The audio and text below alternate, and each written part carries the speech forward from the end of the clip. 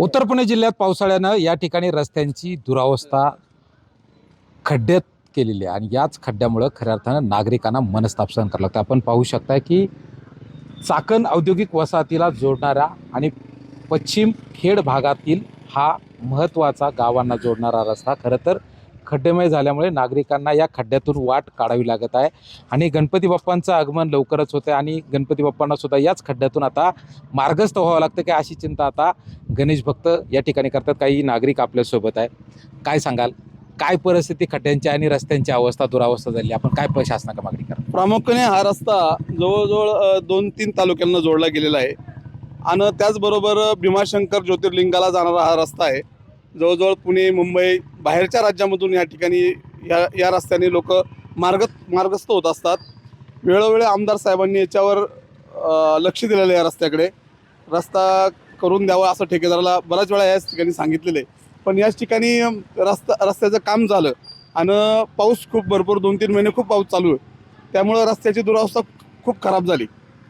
त्यामुळं शासनाने या रस्त्यावर भरपूर असा निधी टाकून हा भीमाशंकर ज्योतिर्लिंगाला जाणारा हा प्रामुख्याने रस्ता आहे.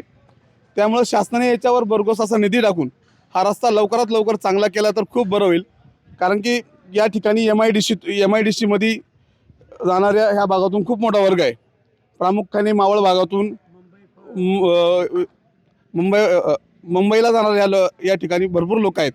त्यामुळं प्रामुख्याने या मार्गावर शासनाने भरघोस असा निधी टाकून हा रस्ता चांगला केला तर खूप बरं होईल अशी ग्रामस्थांची आमची मागणी आहे. गणरायाचं आगमन होत आहे. गणपतींना सुद्धा आता मुंबई असेल, पुणे असेल या ठिकाणून नागरिक मोठ्या प्रमाणात गावी येत असतात. या खड्ड्यातून मार्गस्थ व्हावं लागणार, काय भावना आहे? हो, सणासुदीचे दिवस आहेत आणि मुंबईवरून या ठिकाणी खूप लोक ह्या भागातील लोक कामाला आहेत. त्यामुळं गणपती उत्सवासाठी मुंबईवरून खूप लोक गावी येत असतात. त्यामुळं मुंबईवरून येणाऱ्या लोकांना खूप असा त्रास होतो या खड्ड्यांमुळे. त्यामुळं लवकरात लवकर शासनाने या रस्त्याकडे लक्ष दिलं तर खूप बरं होईल अशी आम्हाला सरकारला ही विनंती आहे. नक्कीच ग्रामीण भागातील रस्ते असतील किंवा शहरी भागातील रस्ते असेल, पावसामुळे त्याची नादुरावस्था झाल्यामुळं या ठिकाणी प्रवाशांसह नागरिकांना आणि कामगार वर्गाला मोठ्या प्रमाणात याचा फटका पाहताना दिसत आहे. अमोल दरेकर, जय महाराष्ट्र, चाकण, पुणे.